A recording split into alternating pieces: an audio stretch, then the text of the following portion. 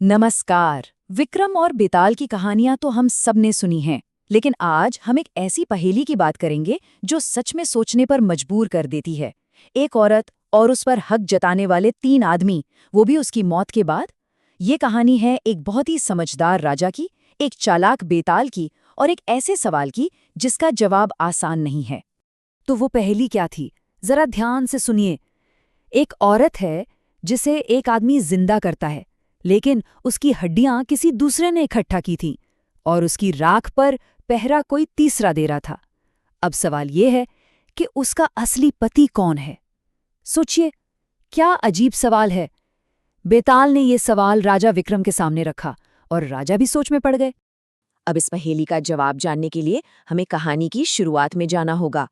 सब कुछ शुरू होता है धर्मस्थान नाम के एक शहर से और कहानी की हीरोइन है एक बहुत ही खूबसूरत लड़की, मालती। तो धर्मस्थान में रहती थी ये सुंदर लड़की मालती। उसका परिवार मतलब उसके माता पिता और भाई उससे बहुत प्यार करते थे और चाहते थे कि बस जल्दी से उसकी शादी हो जाए। अब यहाँ पर एक गड़बड़ हो गई। तीनों ने एक दूसरे को बताए बिना ही अलग अलग लड़के ढूंढने शुरू कर दिए। और नतीजा क्या हुआ? किस्मत का खेल देखिए। पिता ने मालती का हाथ किसी और को दे दिया, माँ ने किसी दूसरे को वचन दे दिया और भाई साहब ने भी एक तीसरे लड़के से वादा कर लिया। मतलब एक लड़की और 3-3 वादे। और मजे की बात ये कि किसी को दूसरे के वादे का पता ही नहीं था। जब ये बात सामने आई तो घर में हड़कंप मच गया। खैर, परिवार ने सोचा कि चलो अब मालती ही तय करेगी कि उसे किससे शादी करनी है। लेकिन इससे पहले कि मालती कुछ कह पाती, एक ऐसा हादसा हुआ जिसने पूरी कहानी ही पलट दी। हुआ ये कि मालती को एक जहरीले सांप ने डस लिया और बेचारी की वहीं मौत हो गई। अब सोचिए क्या हुआ होगा। उसके अंतिम संस्कार के बाद वो तीनों लड़के जिनसे शादी का वादा किया गया था, वो सब गहरे सदमे में थे और तीनों ने इस दुख से निपटने का अपना अपना तरीका निकाला। और यहीं से कहानी एक बहुत ही दिलचस्प मोड़ लेती है। तीनों ने अपने प्यार को साबित करने के लिए जो किया वो सच में हैरान करने वाला है। तीनों के रास्ते एक दूसरे से बिल्कुल अलग थे। तो चलिए पहले उस तीसरे लड़की की बात करते हैं जो योगी बनकर यहाँ-वहाँ घूमने लगा था। उसकी ये यात्रा उसे एक ऐसी खोज पर ले गई जिसके बारे में किसी ने सोचा भी नहीं था। एक दिन वो खाने की तलाश में कहीं भटक रहा था। तभी उसने एक औरत को संजीवनी विद्या के बारे में बात करते सुना।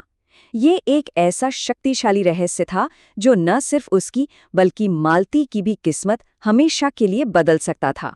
तो ये संजीवनी विद्या आखिर थी क्या? ये कोई मामूली जड़ी बूटी नहीं थी। ये एक ऐसा गुप्त और प्राचीन ज्ञान था जिसमें ऐसे मंत्र थे जो मरे हुए को भी जिंदा कर सकते थे। जी हाँ, यहाँ तक कि जो जलकर राख हो चुका हो उसे भी। बस ये सुनते ही उस लड़के के सिर पर तो जैसे जुनून सवार हो गया। मालती को वापस लाने के लिए वो कुछ भी कर सकता था। उसी रात उसने वो संजीवनी विद्या की किताब चुरा ली और सीधा भागा उसी जगह जहां मालती का अंतिम संस्कार हुआ था। लेकिन जब वो वहां पहुंचा तो उसने देखा कि वो अकेला नहीं है, बाकी दोनों लड़के भी वहीं थे। एक तो मालती की राख के पास झोपड़ी बनाकर रह रहा था और दूसरा उसकी हड्डियों को इकट्ठा करके एक फकीर की तरह वहीं बैठा था। मतलब तीनों का प्यार अपनी अपनी जगह सच्चा था। तो जिसके पास संजीवनी विद्या थी उसने बाकी दोनों को सब कुछ बताया और मदद के लिए तैयार किया। फिर क्या था, एक ने हड्डियां दी, दूसरे ने राख को इकट्ठा किया और तीसरे ने मंत्र पढ़ना शुरू कर दिया। और फिर एक ऐसा चमत्कार हुआ जिसकी किसी ने कल्पना भी नहीं की थी। मालती जिंदा हो गई, बिल्कुल पहले की तरह स्वस्थ। मालती तो वापस आ गई, लेकिन इस चमत्कार के साथ एक नई और शायद पहले से भी बड़ी मुश्किल खड़ी हो गई। तीनों लड़के आपस में लड़ने लगे। हर कोई कह रहा था मालती मेरी पत्नी है। और बस कहानी को इसी मोड़ पर लाकर बेताल ने राजा विक्रम से पूछा, बता राजा, अब मालती जिंदा है तो इन तीनों में से उसका असली पति कौन है? अब सारा दारोमदार राजा विक्रम के न्याय पर था। राजा विक्रम ने पूरी कहानी बहुत ध्यान से सुनी और फिर उन्होंने जो जवाब दिया वो सिर्फ किताबी ज्ञान या तर्क नहीं था, बल्कि उसमें धर्म और कर्तव्य की बहुत गहरी समझ छिपी थी। तो आखिर क्या था राजा का फैसला? देखिए, राजा का तर्क कितना गहरा था। उन्होंने कहा जिसने संजीवनी विद्या से उसे दोबारा जीवन दिया, उसने एक पिता का फर्ज निभाया, क्योंकि पिता जीवन देता है। जिसने उसकी हड्डियों को सहेज कर रखा, उसने एक बेटे का धर्म निभाया। लेकिन वो जो उसकी राख के पास झोपड़ी बनाकर रहा, उसके दुख में शोक मनाता रहा, उसने एक सच्चे पति का धर्म निभाया। इसलिए मालती पर असली हक उसी का है। बेताल को भी मानना पड़ा कि राजा का जवाब बिल्कुल सही था, एकदम सटीक। और जैसा कि बेताल की शर्त थी, राजा के बोलते ही वो फिर से उड़ गया और राजा विक्रम अपनी मुश्किल खोज में फिर अकेले रह गए। लेकिन ये कहानी अपने पीछे एक बहुत बड़ा सवाल छोड़ जाती है।